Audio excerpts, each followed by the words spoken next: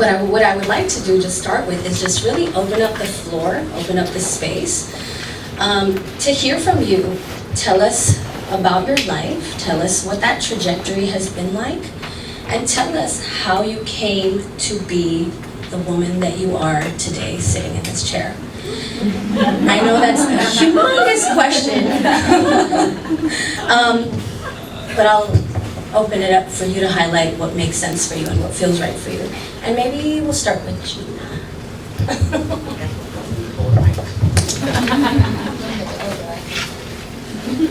Good morning. How did I get, well, my journey. Listening to Dr. McTinger and Dr. Lee, that was me. Everything they talked about, from the time I was 5 to I was 7, I was molested.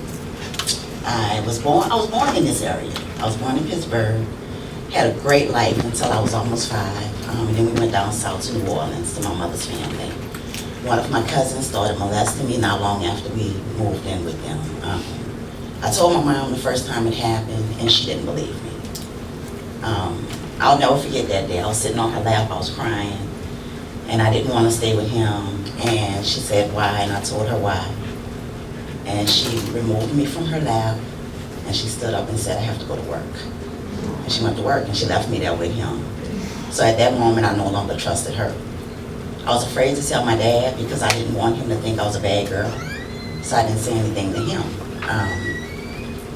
Needless to say, in school, I was a horrible student. Not a horrible as in my grades. My grades were always really, really good. But I was one of those students that would finish my work, and then I would aggravate everybody else. I would talk to the other kids. I remember in 2nd grade, the teacher taped my mouth because I wouldn't shut up. I would cut people's hair. I would color on their books. I was just really, really bad. I was acting out because I was looking for some kind of attention. I wanted somebody to notice me and to ask me what was wrong, and nobody ever did. I can remember in 7th grade, being really excited to be in junior high school, and then getting there and realizing that all of the problems I had in elementary school, I still had them. So in 7th grade, I started cutting class, I started smoking cigarettes, hanging out with my friends, smoking weed. So I was 12 when I started experimenting with drugs. At 13, I was sexually active.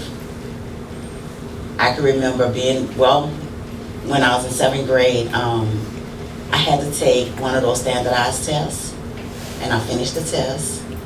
And after it was scored, they came and got me out of my class because they accused me of cheating because I scored on a college level in 7th grade. I was always really, really smart because I was self-educated. We didn't have books growing up. We were really, really poor, but we had encyclopedias. People used to come around to your house and sell encyclopedias back then. Yeah, I'm telling my age. And my mom, that's the one thing she did do. She bought encyclopedias. So I read the encyclopedias from A to Z. And when I finished with Z, I started over again. I taught myself sign language through an encyclopedia. So I was always really, really smart, but I was always really bad. I remember in 1st grade, sitting in a desk and taking my pants and going up and down, up and down. And the teacher never said, why are you doing this? She just brought me into the hall and spanked me. And all of those were things, what was my way of saying, look at me, help me. And nobody ever did. At 16, I became pregnant with my son. Had him when I was 17. His father was abusive. But I stayed with him because I loved him. And I felt like he loves me as much as he can. When I was 22 years old, I was with a friend, and she was smoking crack, and she introduced it to me. I had a choice. I could have said no, but I said yes. I was still looking to escape. All of those years, I grew up around the same cousin who I was told it didn't really happen, and if it did, he was just playing. He was 10 years older than me. So I always had to be around him. He always would say things, sexual things, always made me really, really uncomfortable. But there was nowhere for me to turn, so I turned to drugs. In my journey on drugs, and you're gonna laugh when I say this, But I was on crack 2.5 years. That's as long as I could go. I could not go another minute. 2 of those years I was homeless, on the street, living in abandoned houses. I did everything I needed to do to survive, whether it was shoplifting, whether it was selling drugs or selling my body. I did what I had to do to survive. When I was 25, I was sitting on this man's porch, and it just hit me. I can't do this anymore. It was my 25th birthday.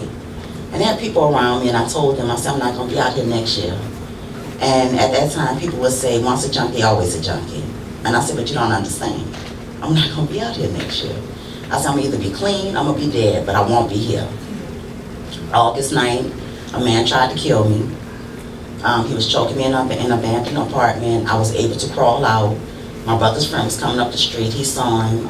He was able to rescue me. The next day I went to treatment.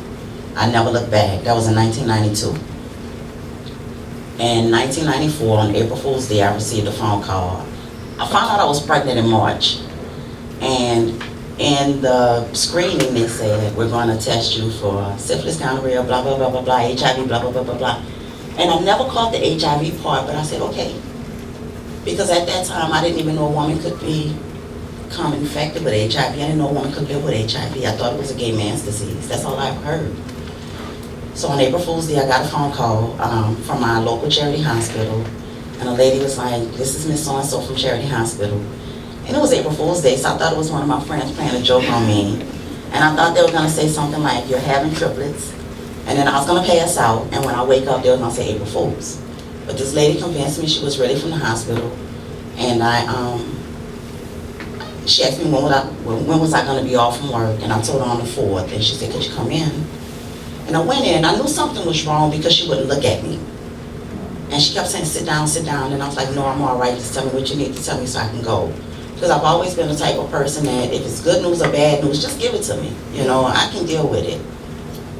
So she says to me, you have AIDS and you're gonna die. And I collapsed in a chair. Because, first of all, you told me I have this disease that I remember from the 80s, where people did die. And then you told me I was gonna die. At that moment, I wanted to commit suicide. She wouldn't let me leave the hospital. She did one thing right. She got another nurse to come down and talk to me. And the first thing this other nurse did was touch my hand. And I'll never forget that. And I kept pulling away from her, and she touched my hand again. She kept grabbing my hand, and I was like, why is she doing this? Don't she understand I have AIDS? You know, you can't touch me. And then she said, why are you pulling away? I said, because I have AIDS. And she said, who told you you have AIDS? And I was like a first grader. I said, her. And she said, there's no way we would know if you have AIDS. The test was looking for the antibodies to HIV. I knew nothing about HIV, really. She took me up to a clinic, and she told me about a study that was going on called 076. And she said, it's a study to look at if a woman takes a certain medication, if you can keep the baby from becoming infected. Will you do it? And I had 2 questions for her. And when I tell this story now, people kind of laugh, but I really had these questions. I wanted to know if my baby was going to be born with 2 heads. And she said, no. I said, will he or she be born with a tail hanging out their butt? And she said, no. Because my fear was I would have to explain to people why my baby had a tail or 2 heads now. She convinced me that the study was really legitimate and that I could benefit from it. So I signed up. I didn't know if I was getting a placebo or the real medication, but I was willing to do anything I could to make sure my baby was okay. I was in deep depression, still didn't know anything about HIV, and she told me if I did 3 things I could live. And I was like a little puppy, my ears perked up. She said, attend all of your medical appointments, take your medication exactly as prescribed, and learn everything you can about this virus. And that might sound really, really simple, but for someone who has low health literacy, that's huge, to me. So I felt like she was a nurse. The one nurse said I was going to die, but this lady is telling me I could live if I do these things. So I decided to do them. And I never told anybody I was HIV positive, but my mom, my 2 sisters, and my children's father. And I kept going to the doctor, and I kept taking my medication, and I delivered my daughter November 29th. She was 9 pounds, 8 ounces. And the doctor looked at me after she was born, and he said, you know she's going to be okay, right? And I kind of smiled. And he said, really? He said, I have faith. He said, you should too. My daughter's name is Jemini, and it means faith in God. Over the years, things happened. I became a peer advocate, and I became free. I was able to go into a clinic, and they would say, who has HIV? And I would say, I do. You know, it wasn't a shameful thing anymore, but I only did it in the clinic. I never did it in my community. I never wanted anybody to know. Hurricane Katrina happened in 2005, and I went to Dallas. I was contacted by the Dallas newspaper and said, we heard you from New Orleans, and we want to talk to you about HIV. And I was so crazy, I said, okay. I forgot that I wasn't the only one who evacuated to Dallas. So I told my story in the paper, and back then we had on MySpace. And people started hitting me up on MySpace. It was like I saw it in the paper, and I was like, that wasn't me. And they said, but it was you. I know how you look. I know your name. That's you. So I came home in 2007, and I went on TV. Because I'm one of those people, I don't like telling people things individually. I don't think I should have to go and tell this person, this. I just tell everybody. So I went on TV and I told everybody I was living with HIV. And I went to school. I wanted to be a social worker because my very first social worker, her name was Tina Louie. Here I am, a black woman, living in the heart of the hood. She was a Vietnamese woman, and she would come to my house every week. And I was like, wow, you're in this neighborhood, you're not scared? Shoot, sometimes I'm scared out here. But she was never afraid, and she taught me compassion. She taught me love. She nurtured me. She helped me to grow. And in that journey, and going to school, I disclosed on campus. Everybody at my school knew. And I didn't do it to be famous. I did it because I was tired of seeing people who looked like me get a diagnosis. I was tired of seeing women who looked like me say, I didn't know I could get it. So I figured if they saw another woman that looks like them, then they would know it's real. I met this woman years ago, going through a core leadership training program that HIVEonline did. And when I first got there, a friend of mine, we went together, and I looked at Linda, and I said, that's me in 10 years. And I just like focused on her. And then after getting to know her and everything, I went to her and I asked her what she meant to me. And she said yes. And that was the best decision I ever made.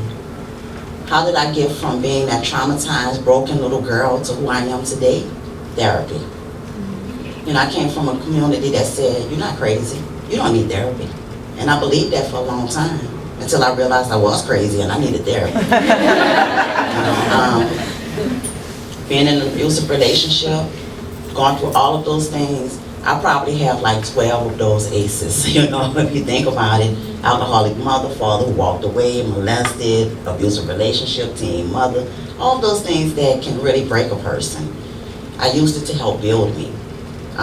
Today, I try to give back to my community, not just with health literacy, but just being there.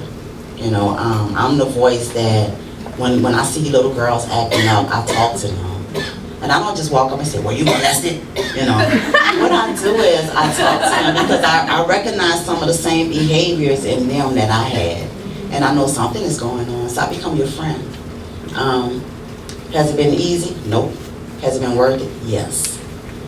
So that's my journey. That's how I got here, and it's not over yet.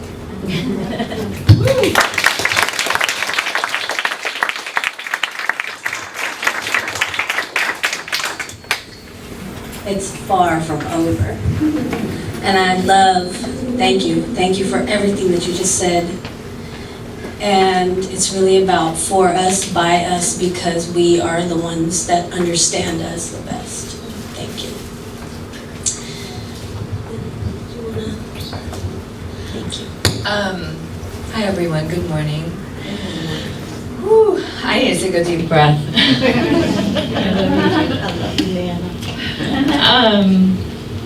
So, my story is really different. I'm somebody who wouldn't score high at all on the ACEs. You know, for a long time, I never actually identified as somebody who had trauma in my life.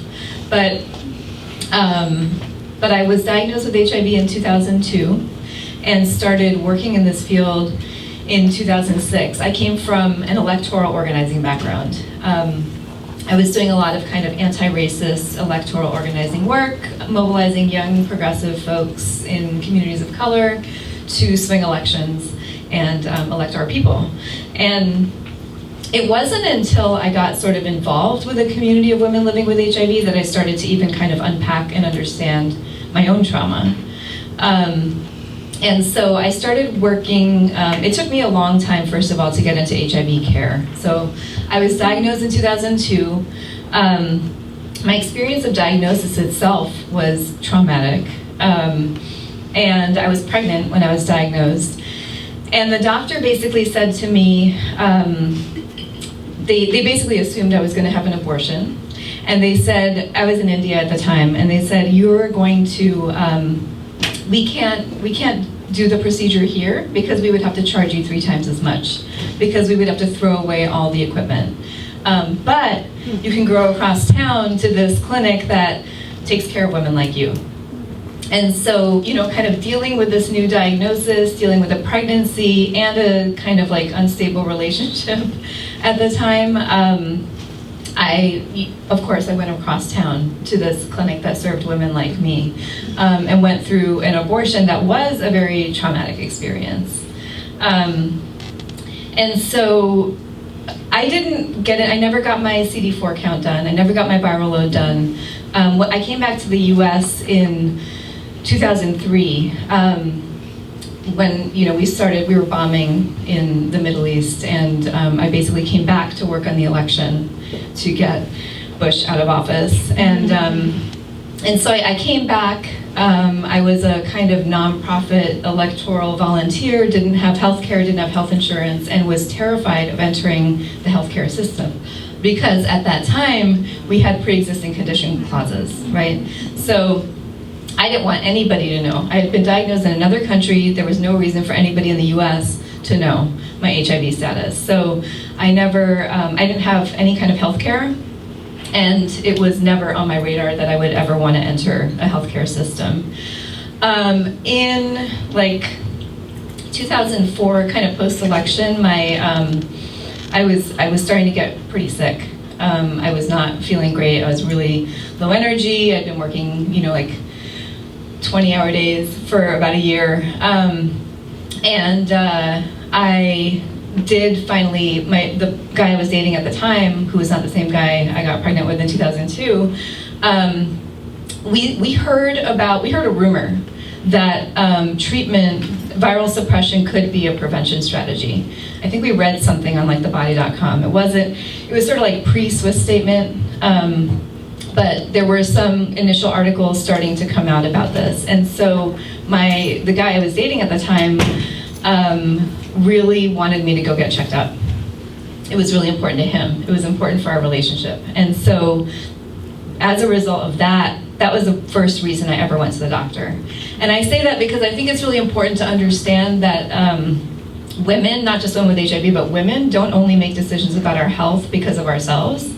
A lot of times we make them because of our family and people we care about, and because of our relationships. And so because my partner was concerned about my viral load, and because I wanted to be able to enjoy sex with my partner, I went to the doctor.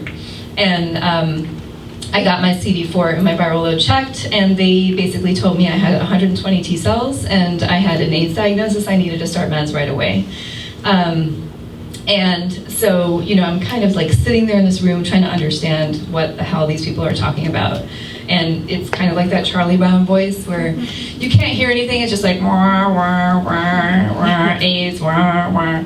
And they started trying to explain to me my medication options. And he has this like cell in his hand or something. He keeps spinning it around and trying to show me how different medications like attack the virus. And I just could not understand a word this guy was saying.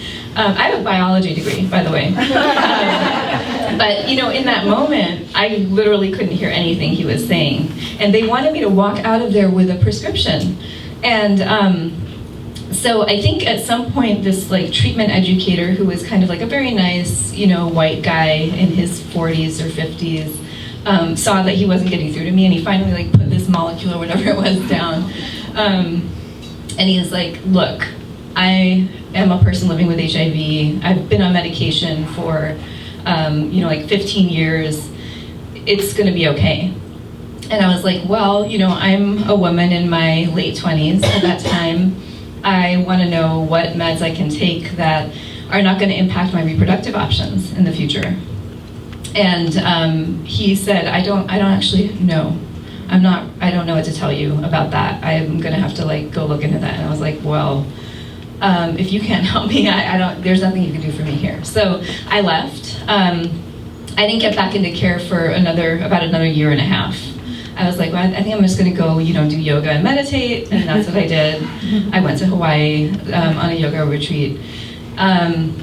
And that was how I managed my care. Like, I had never come from sort of a biomedical frame or model. That's not what we used in my household growing up. Medication is not the first thing we went to. And so I definitely was not about to walk out of there with a prescription, and this guy that I couldn't relate to didn't understand that. I moved to Oakland. I was in New York at that time. I moved to Oakland in 2005, in part because I had heard of this organization called World. And World, if you don't know, is an incredible organization it's founded by and for women living with HIV. Founded in 1991 by an incredible woman named Rebecca Dennison. But I had heard about World. I had heard that they had services for women living with HIV, and I came to the Bay Area in part to find them. And so I became a client at World in 2005, and I had a peer advocate. And she was incredible. She was a woman of Native American, Latina descent. She really understood my approach to healing and my own care, and that spirituality was an important part of it. Natural healing was a really important part of it.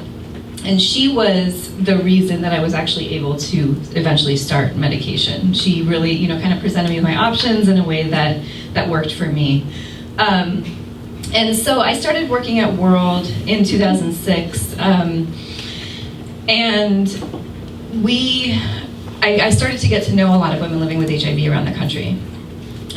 First sort of in Oakland, and then kind of like, I think over the years, I met Linda, I met folks like Gina and other like incredible women living with HIV, and started to really realize that we were having many shared experiences. And there were lots of ways the healthcare system and other systems were not set up for us and to work for us. And that there was nobody really speaking with an organized voice at the national level.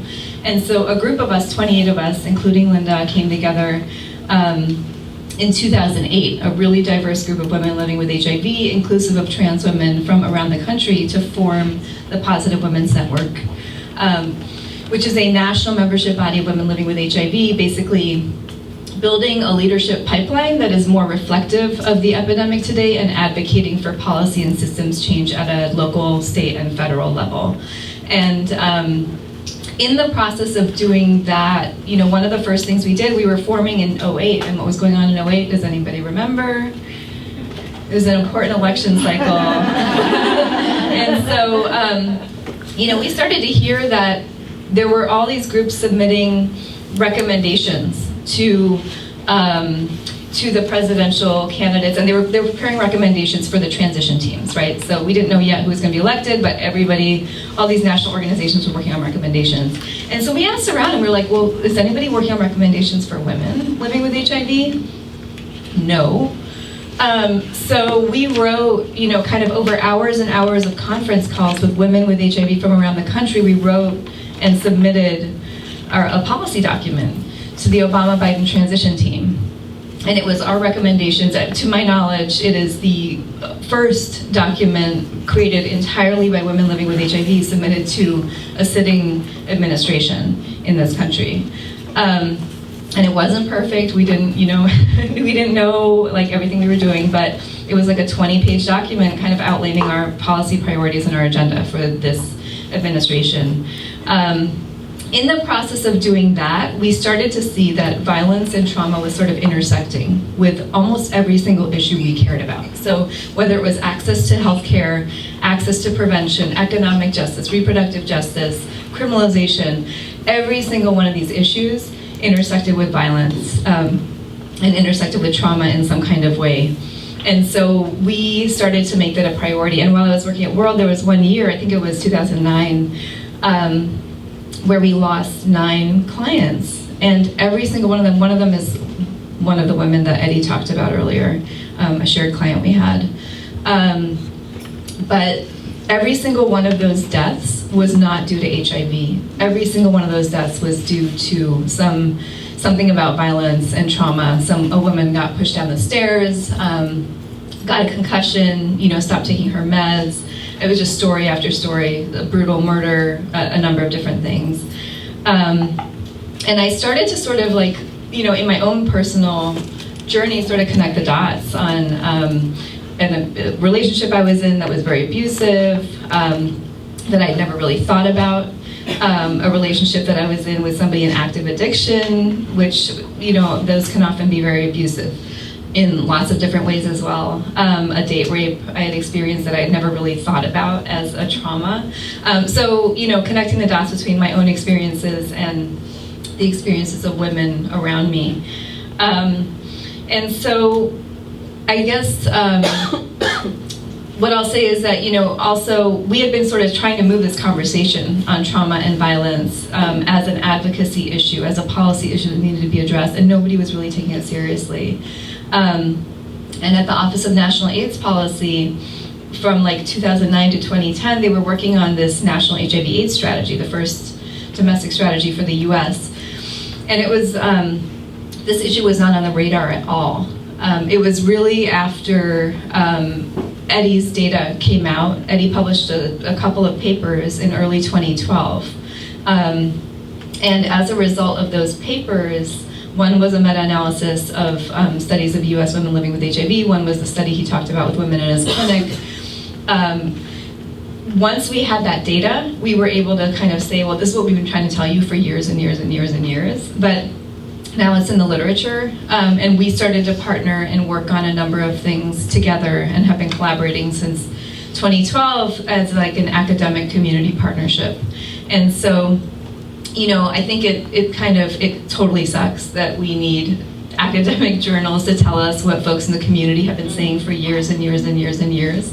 But I also just want to say that for anybody who's in a kind of role to make that happen, it is really important. Since that time, we've been able to, we got a presidential memorandum on this issue. We have gotten some language incorporated into the National HIV/AIDS Strategy, the new one, which was released in 2015, which is also problematic, right? The first strategy didn't address women at all. The second one basically addressed us only as subjects of violence and trauma, and with no attention to the sexual and reproductive health, for example. But it is, a step towards recognizing some of these issues. And I'll just stop there in the interest of time, because I'm sure we have other questions to talk about. So I won't start it year by year. I kind of, I'm like Eddie, I'm a storyteller. I'm from a family of storytelling. So this story actually begins before my birth. Something happened to my mother before my birth. And as a result of that happening, I think it was Eddie actually had the slide, that neither were I nurtured or that she provided me the natural elements of what a mother would provide a newborn. And because of that, that actually allowed other individuals to teach me or to share with me what love may have been perceived to be, or the absence thereof, to seek it, not knowing what you're looking for, being blindfolded, looking for something that you're not quite sure what you're looking for, but you see it other places, you've seen other people. It's almost like, as a child, I grew up allergic to many fruits because of the pesticides, and it was something about peach season. You walk in the grocery store, you can smell it. And your mom would bring a bag of peaches home, even though you couldn't eat them, and everyone in the house was eating a peach. And it's something about when you have a just right peach, and it's smelling good, and you have it in your hand, and you begin to bite it, and it kind of start running down your arm. And all of us have seen someone who've done it ourselves. You're licking your arm because the pure nectar of this peach is really good. So there was a time in my adolescence I had never felt really good. I had never experienced what was it to really feel good? What was it to lick my arm and to enjoy it? I found myself at 25 years old in a relationship that I didn't want to be in, but my mother told me that he was good, he was safe, he's going to calm you down. And I think it was probably for the first time I heard her tell me I had done something good, but it wasn't me good, it was he was good. She didn't say you, it was all about he, and because I still was looking for something, I did just what she told me to do. I said, okay, I'll settle down here. He'll slow me down, he'll calm me down. He will be good for me, because she, for the first time, is saying, this is good, he is good. As a result of that, I found myself pregnant very shortly, about 1.5 years into our relationship, which even before pregnancy, I was trying to figure out how to get out. Maybe she was wrong, you know. I was dreaming about killing this person and not understanding why, because he was really a nice person, but something had happened to me before the birth that led me to this space. And at 13 weeks pregnant, I was diagnosed with HIV.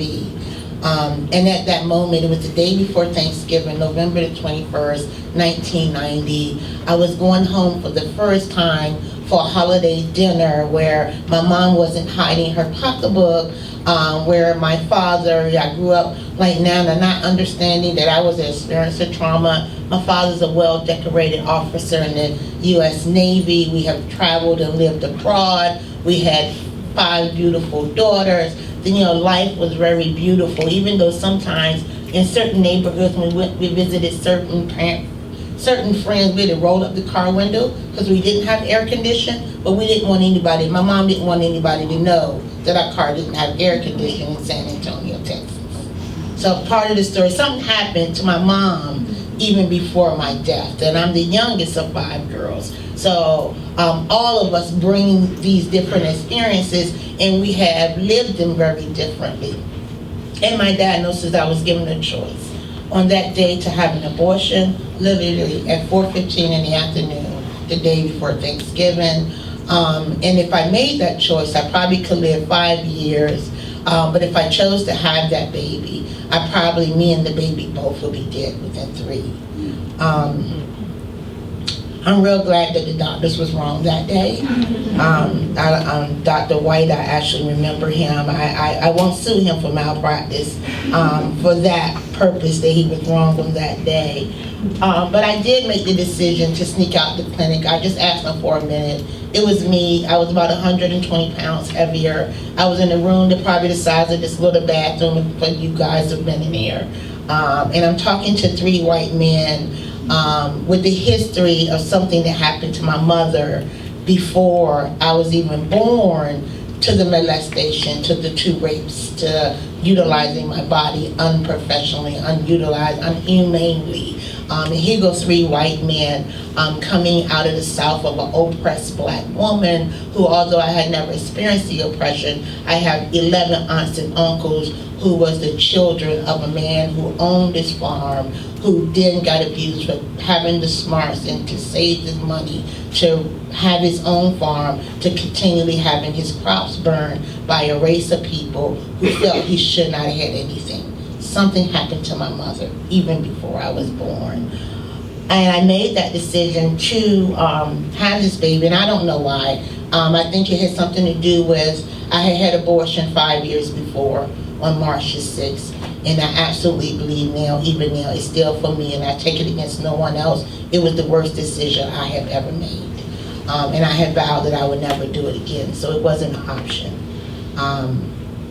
Leading forward, I think that, like Nana, I got into care immediately because I was pregnant.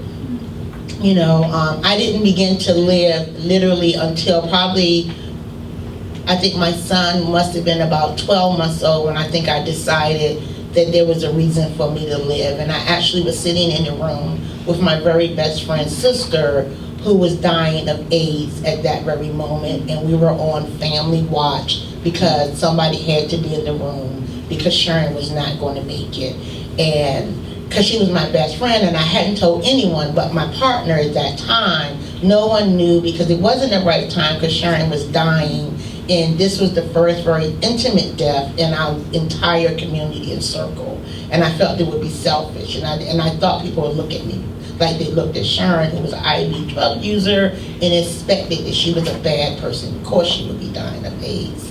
But I sat there on the windowsill of a hospital on the 8th floor in Southeast DC. And for some reason, Sharon was still trying to get one more spike out of us.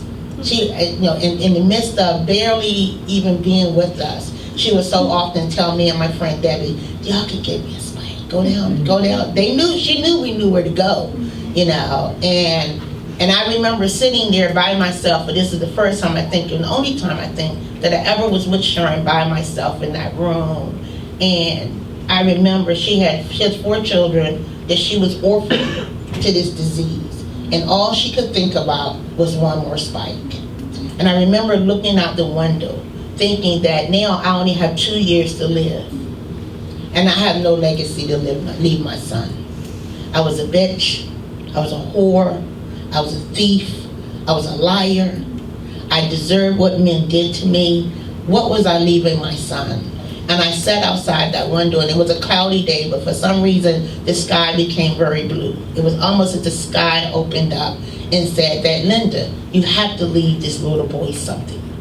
You cannot, his journey cannot be, everything that everybody would have said about me at that point would have made him follow in my footsteps and become the child who I had been taught that I was after my birth father. So my resilience comes from looking to leave my son a legacy. And I left there, I went home and I shared with my sisters, this is my diagnosis, this is my truth. I shared with my nieces and nephews, this is my diagnosis, this is my truth. Very selfishly, because I didn't know what I was going to do with this diagnosis and truth, but the other story, part of that story, what happened, I want to say a few months later, because I knew I had the diagnosis. I knew I needed to leave a legacy. I was a beautician. I was going to be a beautician with the stars. I was going to go back to the shop. I was going to, I was trying to create new shampoos. I was going to do something to create and leave Isaiah this legacy.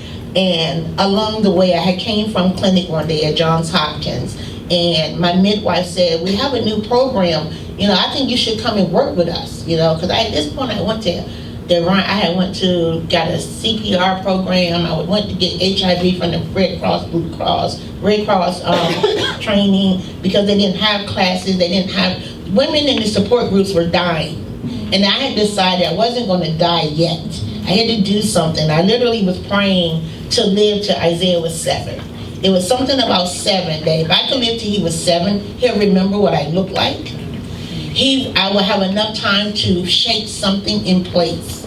And I took a job at Johns Hopkins, and I didn't know why. I'd never done that work before. Some people, again, saw something in me that I hadn't seen. And as a result of that, the big piece of how I really got to the place where I feel that I am a healer, because I'm someone who's been healed, is I was looking at the Flintstones. You guys, I'm aging myself. You know the Flintstones, right? So I'm watching the Flintstones. Isaiah's about 5 or 6 years old. I had just entered therapy for the first time, and life is a joke. They gave me a blind therapist. I'm like, for real? How are you going to help me? For real? This is not going to be great. But, it turned out to be one of the greatest experiences of my life. But I'm watching the Flintstones, and like Nana said, I didn't even know something was wrong. I didn't know something had happened at that point. It just was what my life was. This was just my reality. And Fred and Wilma has this closet, the springs on the hinges on the door is sprung. And there's 2 full. They're putting stuff in there, they're stuffing stuff in there, and they're slamming the door closed before everything falls out. So I'm watching the episode, and I have Flintstones literally episodes on my iPad here for my travel. And Fred goes to put the great bowling ball into the closet, and he opens it just enough to get the ball in, but his timing is off. So the ball is in, and he closes the door too fast. So his hand is stuck inside the door. And it's that cartoon, so they show the thumping hand inside the door, and he hollers, Wilma! And she comes running. He had somebody who came running to him to help him. And I'm watching, and she's, saying, I'm gonna open it just a little bit, pour your hand out. When Fred pulled his hand out, the whole door just busted open. And I'm sitting there watching this, and Isaiah's on the floor. And what I saw was molestation. I saw all my stuff. I saw my stuff falling out. I saw bad education. I saw my mom making us sweat to death, rolling up the windows. I saw my uncles touching me. I saw my childhood friend father touching me. I saw the rape that happened when I went to night school, when I decided I didn't want to be a high school dropout, and I would go to night school for 3 classes just to graduate on time with my class. And the boy pushed me down the side of the hill, and they raped me, and they shared me. I saw all my stuff fall out, all of the secrets, the things that we don't say anything. And Isaiah sitting on the floor, and I'm looking at Fred and Wilma, and they just pushed all this stuff back in the closet. They boarded up the closet, and they went on their way. I decided at that point that I didn't have any more room in my closet, and I made the best and the first quality decision ever in my life. I left my room junkie. I left everything there, and I called Dr. Carpenter, who was my blind mental health provider, and said, it's all on the floor. What do I do with it? And literally, it was before we even had telemedicine. He sat on the phone with me, and he said, look at it. What do you need to survive? He said, pick the one thing that you need to survive up. He said, pick that one piece up. And I chose to pick Isaiah up. He said, do you have it? And I had Isaiah in my hands. And he said, leave the room, and we're going to get your housekeeper tomorrow. Meet me in the clinic, and we'll start figuring out how to get the housekeeper to come and clean up that room. And I literally left my living room, and I did not go back in my living room till after I met Dr. Carpenter in clinic the next day. Because I had what I needed, and I needed Isaiah. And as a result of that, I learned that each piece of what was in that closet, I needed some of it, but what part of it did I need? What part of it did I need to put away? I think I'm a natural helper. I think I'm a natural healer. I was created to heal. I knew that as a child. I didn't know what to do with that. So all of that stuff I never put back in the closet. I didn't throw it away. I really began to analyze, how did I use my story? I didn't want my story to be a bad story. I wanted the strength-based. I've been doing strength-based stuff since I started accidentally being a manager in this world. How did I take, molestation and champion it? How did I take it, and champion it by going to see my molester and forgiving him? Forgiving him for the sickness and understanding that he did love me, but something happened, even to him, that would take him to harm and hurt me. So I think the resilience really came from me looking at the Flintstones. Me really saying, taking the strength to say, this stuff isn't bad. Because I graduated high school with a 1.2 grade average, something happened. I graduated Lincoln University in 2010 with a 3.7 because something else had happened. Healing had happened. And healing wasn't separated from all of those, I've sucked men's dicks, I've done all kinds of crazy stuff. I didn't really have to. I thought that was what would make me popular. I thought that was what acceptable. I've used drugs, and, unlike most women that we may engage with that utilize drugs, I was a cocaine addict. I didn't do crack. I dated the drug lords. I had shoe boxes of cocaine. So I don't know. I didn't suck this to get a $2 rock. I sucked this because I lived in a house with the man who owned the rocks. But addicts is addicts. Suffering is suffering. Hurt is hurt. But really, I think what I've learned over the last particular, when I met Gina and folks, I spent 10 years working with women and helping them understand their stories aren't bad stories. What's bad is that no one's taught us what to do with that. What do you do with that hurt? What do you do with that broken? How do we share and become the healers? And I think why Eddie would say that, we're fabulous and furious women. I'm always humbled to hear that. I think it's just because we decided to do something different. I decided, you can't yuck my yum. You may just ain't tried it that way yet. You just may ain't tried it yet. It's mine. I'll own my story. I'll own what happened. But in the midst of understanding what happened, I also have to create new happenings. I can take charge of what happens now. I take power back from the universe by sowing new power into the universe so it takes care of me properly.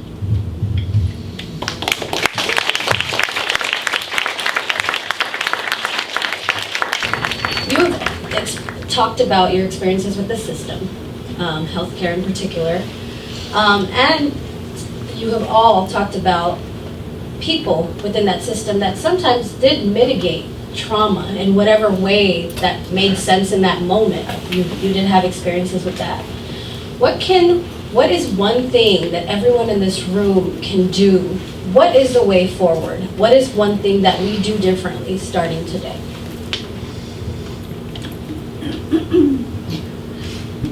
I have lots of things. Well, I mean, I just want to start by saying that, all of this trauma, and I think I really want to appreciate Gina and Linda for sharing their stories. I think it's very important to kind of contextualize historical trauma and structural trauma in this conversation. And we've sort of talked a little bit about that, but maybe haven't been super explicit, so I want to be explicit for a minute. There are lots of ways in which systems, structures, and institutions are actually set up to traumatize people and to perpetrate trauma on people. And historical trauma, for those who are not familiar with that term, is really around looking at how groups of people have experienced collective trauma, sometimes over a generation, sometimes many generations ago. So, this country being built on slavery, on genocide, on displacement is really built on a legacy of trauma. And so I think when we really look at how communities are disproportionately impacted by systems that are set up to perpetrate violence against people, like racist policing practices, like policies and practices that pick women up for walking while trans, that criminalize sex work, so many ways in which folks are really subject to violence just for being who they are in the world, is part of what we have to think about when we're working with communities impacted by HIV, but really impacted by poverty, intergenerational poverty, violence, communities of color in this country. And so, if we really think at all these different levels of not just the interpersonal or family trauma, but like what folks are carrying with them, because historical trauma also has impacts on behavior, right? And has impacts on what plays out in terms of family and community dynamics. And so I really think it's important to intervene at all those levels and think about what we can do to undo some of that. And so I want to just share a few examples. I think if we really examine our systems and institutions from the perspective of how are we influenced by white supremacist thinking, how does that actually structure the way we operate? Whether it's the way meetings are run, who's involved in decision making, how power is shared or isn't shared. I think Yamini really modeled very well a trauma-informed approach when she introduced this panel. She said, she was very clear about the amount of time that there was going to be. She said, we're going to have 30 minutes of talking. There's going to be some time for you all to ask questions. Setting really clear, making clear to people how they're going to be able to be involved and participate is really important. And then I would say, for anybody who's in kind of a provider or decision-making role within an institution, to think about how you can play a role in altering the relations of power within your institution. So how are your clients, how are your patients not only involved as partners in the provider-patient interaction, but actually involved in decision-making around the institution and how services are delivered, how they're designed, what's prioritized, which funding do you go for? Do you have clients or client advisory groups involved in providing input on your grant proposals? There are lots of ways to really think about this, and they're not, kind of outside the realm of reality. These are all things that we can be part of shifting and undoing. And so I would say that I think it's important to start, for me, at the systems level. But I also think that our own personal work is incredibly important in this healing process. and in creating spaces that are truly where power is shared and that are truly empowering. And so the extent to which we can work to heal ourselves. So I've done a whole bunch of stuff, right? Like I continue to do stuff. I've done EMDR. Right now I'm doing this amazing kind of like chiropractic work that's like network spinal analysis, but also just like finding ways so that I can be more present with my staff team, for example, and not stress them out. So like a sense of urgency is actually a symptom of white supremacy, right? Thinking that like results are more important than the process is a symptom of white supremacy. So if we can start to undo that thinking in ourselves and really commit to working on that and examining it in the moment and set up processes that help people hold us accountable for that, I think that's a big piece of what we can do as well.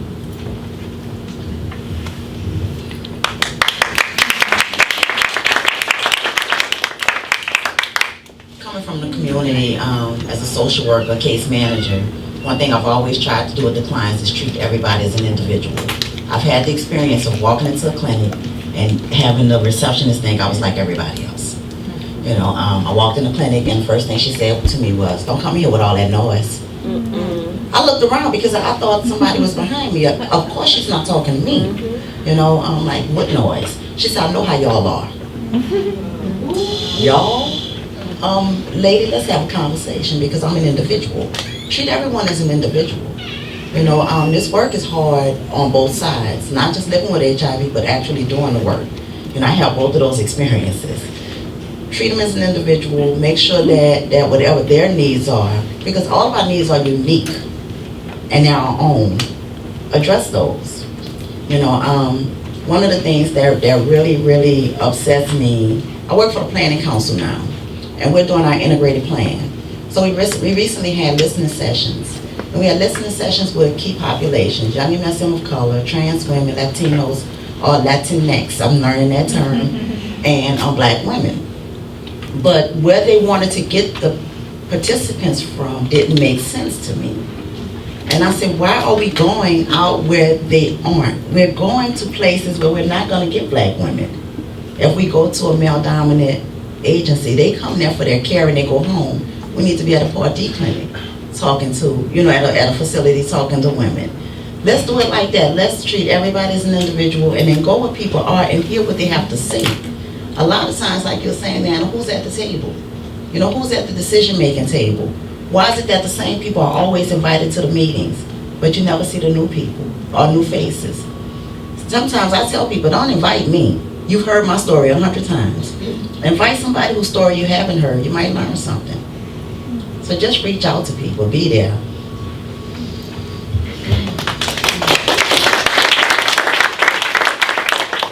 Great. I won't repeat my sisters. I agree with what both of them said. I think what added value I will look to try to add. I think, as Jomini was saying, I now co-own the Ribbon Consulting Group. And one of the things, Ribbon is not an AIDS service organization. We provide training, technical assistance, consultant services across chronic diseases. We have spent the last 4 years knowing and really intentionally taking our work outside of the silo of HIV, because we find women in all of those different sectors of cancer and diabetes and hepatitis, and you know, so I want to come from that space. And what we really have been doing is taking what we've learned in HIV system and the healthcare system design and delivery, and really working with health departments and hospitals to really utilize their data and surveillance different, to utilize it as a practice and not as a reporting mechanism. And I use that even from my very first own diagnosis with HIV. I've always learned. I was diagnosed at Johns Hopkins and had the great honor at the same time to literally go back and work at the place that created harm to me. And my underlying motive was to change that system. I knew I couldn't change that no woman would ever have the experience that I had, but one of the key things that I was able to do there was we all do it. We take that medical history. We take those 4 or 5 sheets of new patient history, and we utilize them mostly for surveillance and data reporting versus if someone would have read my history, my sexual history, they would have known that 3 different men had touched me and molested me. They would have known that I had been raped. They would have known that I was broken. They would have known that I didn't have insurance. They would have known a lot of information where the person who tested me was someone who looked like me, that was reflective to me. She was an African American woman. She was engageable and all of those lovely things. But back then we were living in a time where the provider, a medical provider, had to give the diagnosis. So they sent me in a room, a teeny room of 240 pounds, on a little medical, one of the little doctor stools, and they gave me a diagnosis with 3 white men standing over me. Obviously someone had not read my chart. So one of the things that I think what we do is to help systems to look at how do you look at the information you collect and create that as part of your practice. It goes back to Gina saying we know that there's a cookie cutter within the system. But can we utilize the silicone cookie cutter and kind of move it around a little bit to utilize it specifically to if we're asking the information, how do we use it to provide better care? How do we use that information? I started and learned a lot of my work in the family-centered care model, working with children, families, medical health, special needs families, and looking at that model where they are working with families who have very unique circumstances inside of the house, getting to services, and how do we look at families overall, individuals overall, as unique individuals coming into our system, and how do our system have some pliable opportunities to ensure health outcomes and to ensure, I love that you said, Dr. Lee, that if I started drinking at 10, that may not be the first conversation, but you noticed it, you know it's in the back. Is there a way for me to get to it, or is it also for when I think about what I'm prescribing? I have those intentional ways of looking to do what we do. And I always say that if we look at what we already get from client, that's a change that don't cost us nothing.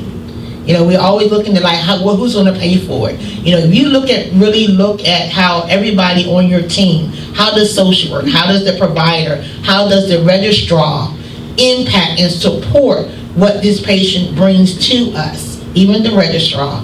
What does the sign say when they walk in the clinic? What does your environment looks like for the population that you're bringing in? Those are system changes that a lot of time we do have control of, even when we're a little cog in a big health system. So I always look to say to folks, what's the little things that you have control in your big system? Because you may not have 20 years, but what can we do? I'm a just action plan at the end of the day. Yes, you are.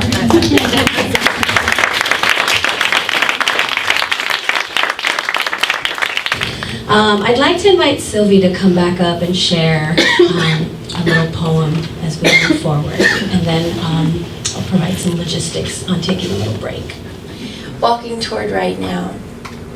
Because someone was bad to you, you became a bad girl looking for attention, wanting someone to hold you on their lap and say, "What's wrong?" Wanting someone to see your encyclopedia A to Z intelligence. You lived a life surviving addiction, abuse, getting clean. Eventually, an April Fool's Day phone call speaking too much truth. Then a nurse's hand touching you deeper than skin, speaking a medical and a heart's compassion you needed all this time. Then a life of thriving, speaking up, speaking for, building yourself from brokenness, seeing where girls like you need the friend you never had. Because you were told a woman like you could not be cared for here without dirtying and destroying, you went across town, then came across the ocean, keeping your status disclosed, working politics while the personal worked you into deciding to see a doctor who spun a cell, offered a prescription your biology degree could not understand, until you found the world, a spiritual, natural way to treat yourself and lead you to a positive women's network advocating for policy change, for seeing how violence and trauma need attention and how your life was not so different from those you advocate for. Because you know your story begins before your birth. You came into this world blindfolded to love, to not knowing the sweetness of a peach, settling for a man your mother said was good, getting pregnant though you wanted to not be so tied, then diagnosis and a choice from the faces of people who hurt your mother and their mothers before. So you walked out, gave birth, not just to a son, but in the midst of your best friend's death, gave birth to a transformation, to wanting to leave legacy, to be more resilient than the secrets pushed into the closet of hurt and spilled into the room, which you left holding the most important thing, the heart birthed from your strength. Because you own your story, you walk toward tomorrow, taking power back, seeing unique needs and generations of hurt, and creating new happenings right now.